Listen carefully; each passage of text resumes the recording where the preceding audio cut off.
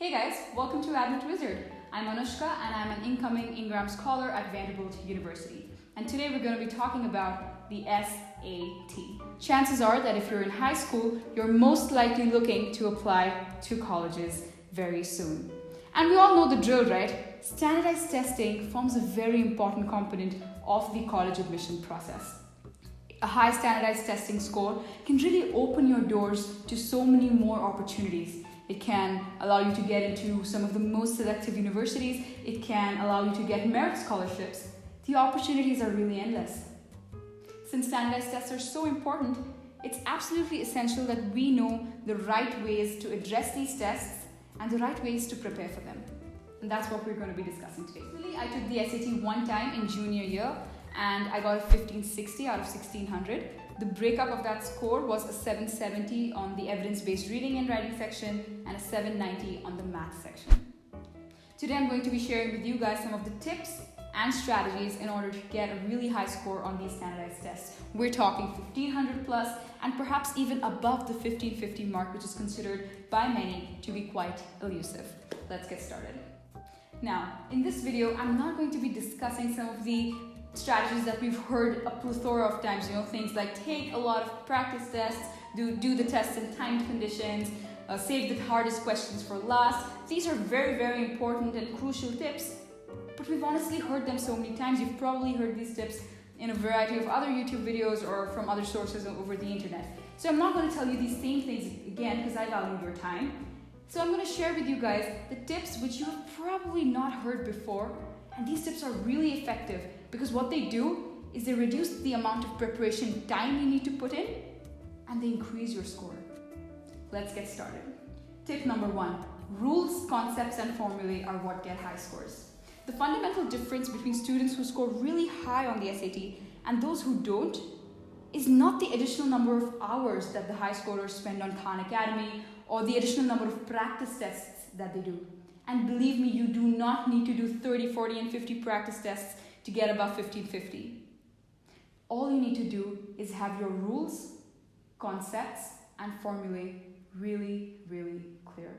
And what you should do is make a condensed list of the formulae, the strategies and the concepts from the math section. The same applies to the grammar section really. A lot of students walk into the grammar section with the mentality that we're just going to do or we're just going to take the answer which sounds right.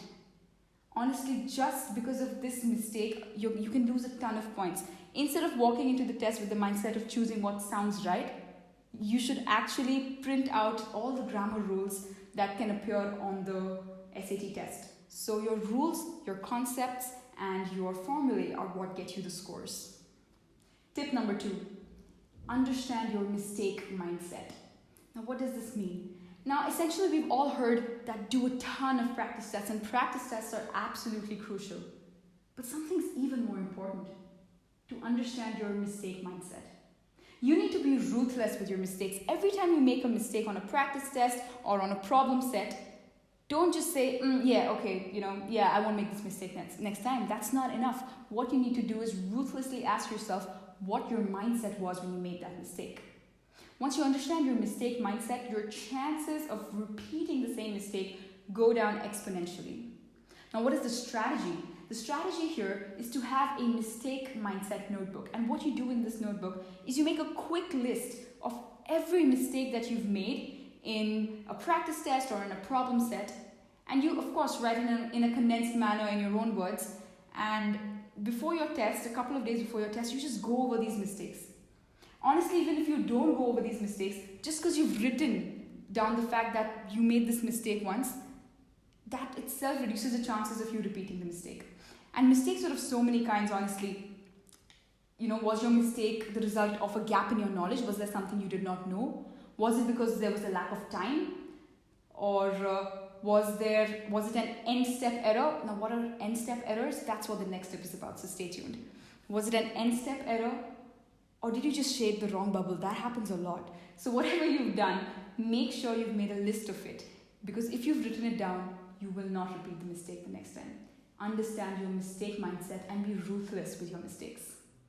Tip number 3, end-step errors. Avoid end-step errors. Honestly, I think end-step errors take away 50, 60, 70, 80 points on every SAT you do. Now, what are end-step errors? Now, end-step errors are basically when you solve the entire question correctly, but you just miss out on the last sentence. You don't read exactly what the question was asking you for. Now, a very classic example of this mistake is this simultaneous equations question, which asks you to compute the value of x plus y.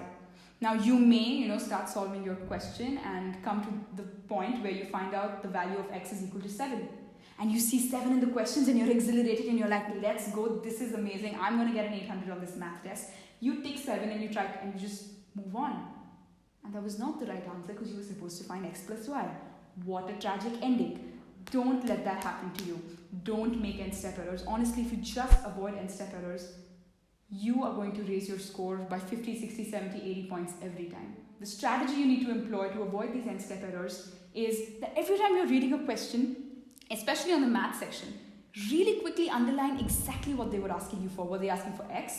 Were they asking you for a minus b? Or were they asking you for b minus a? Were they asking you for the product of two answers? What were they asking you for? Once you understand that and once you get into the habit of underlining that, you're never going to make a mistake again. So guys, these were my 3 tips and 3 strategies that you can employ into your prep schedule. And honestly, once you start taking these 3 tips really seriously and you start employing these 3 strategies, you won't even have to do 20, 30 practice tests to get above 1500. Just 5 or 6 practice tests will suffice.